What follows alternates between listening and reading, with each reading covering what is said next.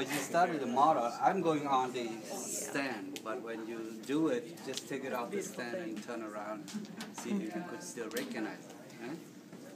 So from here on, down is the branches. It's the branches of the brachial plexus from this level down. And we have 5 branches. We have 5 branches. The first branch we could see at around the axillary areas. This branch here. This is the axillary nerve. Right? This is the axillary nerve. The axillary nerve actually it just runs on the superficial of the subscapularis, but it's not supplied the subscapularis. It arches posteriorly, and then it supplies 2 muscles.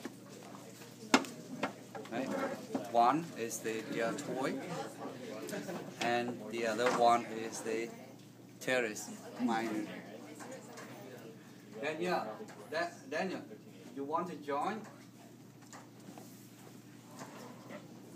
So the axillary nerve will arch posteriorly, supply the deltoid muscle and the teres minor muscle.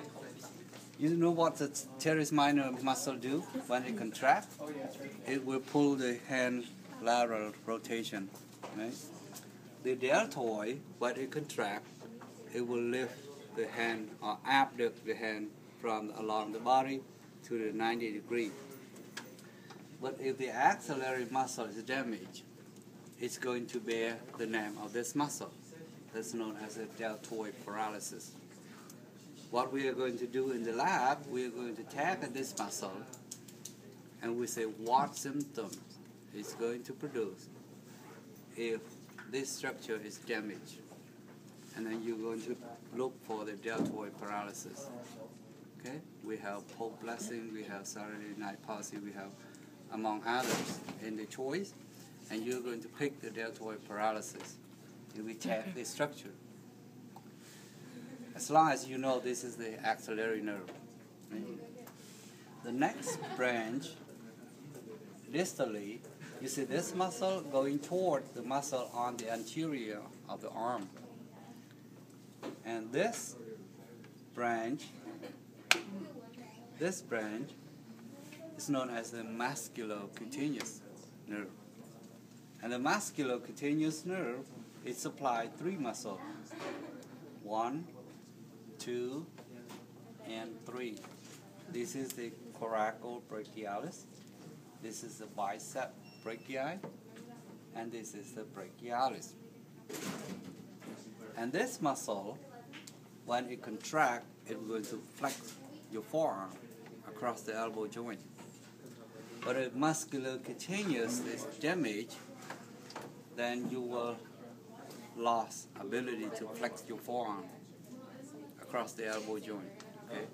You are inability to flex the forearm across the elbow joint. Right? That's 2 branches, axillary and musculocutaneous. Now the third branch is this one. That's the radial nerve. This one is the radial nerve. It goes to pierce one of the head of the tricep brachii, and it goes to supply the tricep brachii, and it goes down to the forearm. It supplies all the extensor muscle of the forearm, and then go to the dorsum of the hand. So that means the radial nerve supplies all the extensor muscles. Those include the tricep, those include the extensor digitorum longus, extensor carpi ulnaris, extensor carpi radialis, right? And extensor pollicis longus and brevis, and all of those supplied by the radial nerve. But when the muscle is still intact, it has its own tone. If you feel your own muscle, it has its tone. It's not flaccid, it's not flat. But let's say if the radial nerve is damaged, so that means all of this muscle is paralyzed, it's flat. So when these muscles paralyzed, but you still have these muscles has a tone, right? So the tone of this muscle will pull your hand into this position because this is flat, no tone to oppose for this pulling. So your hand will assume in this way. That's why we call it a Saturday night palsy. For those who ever go out on a Saturday night and have a good time and come back home and forget to get on the bed and just sit and sleep on the hand, Saturday night palsy. So that's a damage to the radial nerve. Now we have 2 nerves to go. So this one is the most frequent damage to the person who has a fracture. When the physician prescribes the crutch, it's not fit, it's not well fit, maybe too high, usually it's too high, it's constantly compressed the radial nerve, right? They constantly compress the radial nerve, and then the radial nerve is going to damage. But sometimes it's temporarily, sometimes it's permanent, sometimes it takes a long time to recover. Now we still have 2 branches to go. One branch is going toward the medial side. What bone on the medial side of the forearm? Ulnar. Ulnar. And you see this one is the olecranon process. Right? Olecranon process. How about this one? It's the medial epicondyle, right? It's the medial epicondyle of the ulnar. And you see between the olecranon process and medial epicondyle of the ulnar, there is a groove. That's called the ulnar groove in the skeleton system. And this groove, what we used to call is the funny bone. The bone is not funny because the ulnar nerve is embedded in this groove.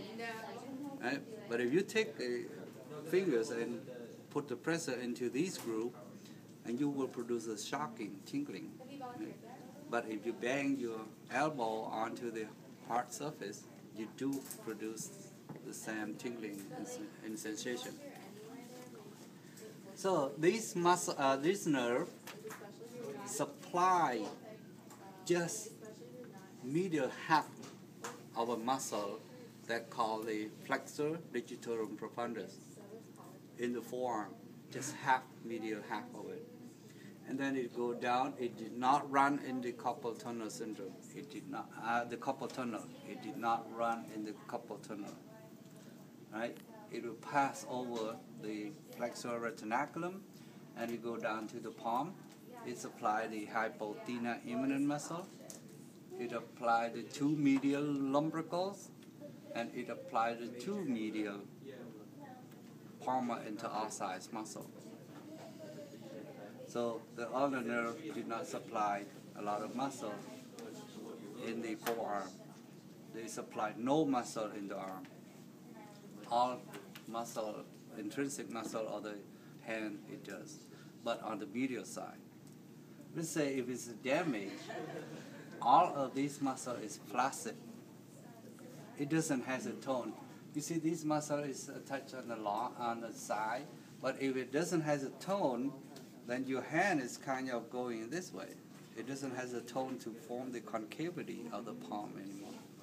So your hand will go in this way. Let's take a look at the palmaris longus, flexor digitorum superficialis, flexor digitorum profundus is still intact.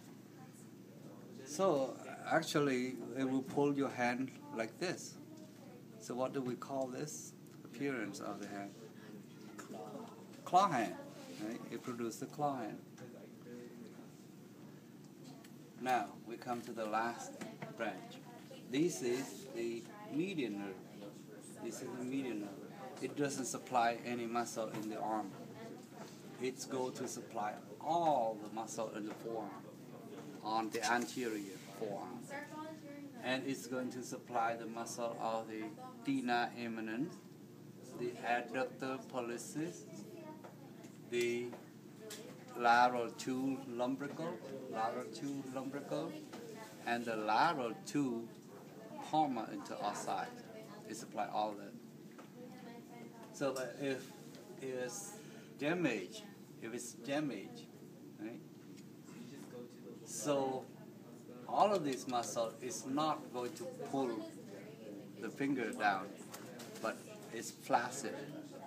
So these paralyzed, no muscle to pull the finger in this way or this way. So essentially your finger will extend this way because all of this muscle is pull it back because this muscle is still intact, pull it back, right? And the thenar eminence, it lost the function. It lost the function, right? It's flaccid, it lost function, it will go this way. So if we assume in this position, then you have this, the Pope blessing hands. So those are the muscle. And these, at least you have 3 questions on your lab practical. What we do, we're going to tag this muscle, this nerve, and we ask if this structure, we're not going to tell you this median nerve, right? We say this structure, if damaged, what symptoms produce in the distal to this damage. And then we have the claw hand, right, the waiter's tip, the Saturday night palsy, deltoid paralysis, and the Pope blessing. And then you look for the Pope blessing. Which one's the waiter's tip? The waiter's tip, it has to be damaged all the way up to here. Not in the branch. For that drawing, you see, it's close to the root of C5 and C6. Okay. Because the C5 and C6 will give off the musculocutaneous, will give off the axillary, and will give off the radial nerve. Right? It gives off the 3. Let's say musculocutaneous, I cannot flex, right? Because it supplies to 3 muscles, coracobrachialis and bicep brachii and brachialis. I cannot flex. So my hand will be this way. Right? My hand will pull in this way. That's the first one. And the axillary nerve, I cannot lateral rotate because of the teres minor paralyzed. So my hand will be this way. Right? For musculocutaneous, my hand will be this way. Axillary, my hand will be this way. And the radial nerve supply what? Supply all of the muscle in the back. Right? Supply all of the muscle in the back. But if it paralyzed all the muscle in the back, but the median nerve and this muscle is still pulling my finger up. Right? Because this muscle is extensor, that my fingers lost the extensor. And it will come this way. It will pull actually this way. So if you, in the old day, you run the serve in a restaurant and you don't want someone to see that you get some tip, and then you just go. Tip and Pilar? So we call it a waiter's tip. What are we talking? Just ones? Mm-hmm. Tip them a 5. I don't have cash. Your credit card will do. I have some coin. All right.